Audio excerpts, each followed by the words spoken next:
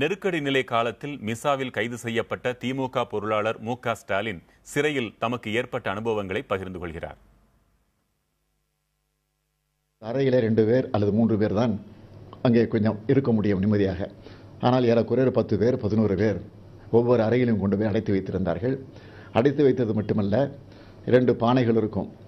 அந்த 2 பானைகளே, ஒரு பானையிலே குடிநீர் இருக்கும், இன்னொரு பானையிலே சிறுநீர் கழிப்பதற்காக ஒரு பானை வைத்திருப்பார்கள். 24 மணி நேரம் பூட்டித்தான் வைத்திருப்பார்கள். காலையே ஒரு 5 நிமிடம் திறந்து விடுவார்கள்.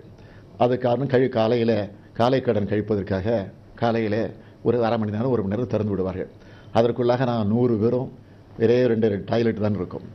அதில் குடும்பமான வரை பாதி பேர் போவோம், அடுத்த நாள் பாதி பேர் அந்த காலை கடனை கழிப்போம். இந்த சூழ்நிலையில் தான் அந்த கொடுமையை அனுபவித்துக் கொண்டிருந்தோம். சிறுநீர் சில நேரங்களில் பானை ரொம்பி வழிந்து வெளியிலே அது ஓடிக்கொண்டிருக்கும். ஆக இப்படிப்பட்ட கொடுமைகள் எல்லாம் நடந்திருக்கிறது. அது மட்டுமல்ல, திடீரென்று காவலர்கள் அந்த ஆயுள் கைதிகளை அழைத்து கொண்டு வருவார்கள். வந்து ஒவ்வொரு அறையாக திறந்து அந்த உள்ளே இருக்கக்கூடிய அத்தனை பேரையும் வெளியில் அழைத்து அடி என்று அடிப்பார்கள். அதுவும் அவமானம் தாங்க முடியாத சொற்களை எல்லாம் பயன்படுத்துவார்கள்.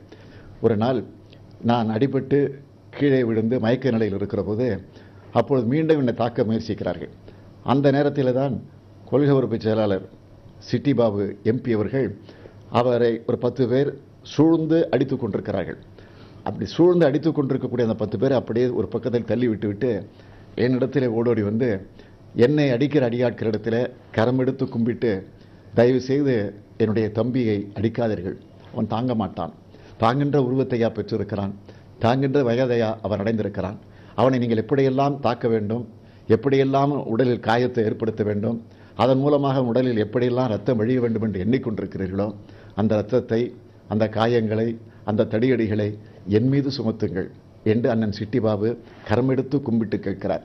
இப்படி கேட்ட குற்றத்திற்காக அண்ணன் சிட்டி பாபுவை 2 பேர் 2 கைகளை, 2 பேர் 2 கால்களை பிடித்து அப்படியே கீழே படுக்க வைத்து ஒரு 5-6 அடியாட்கள் லாடம் பதிந்திருக்கக்கூடிய பூட்ஸு கால்களால் அவருடைய வயிற்றின் மீது ஏறி மிதிக்கிறார்கள்.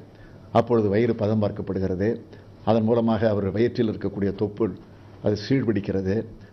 நாளாக அவர் உயிருக்கு போராட வேண்டிய நிலை வருகிறது.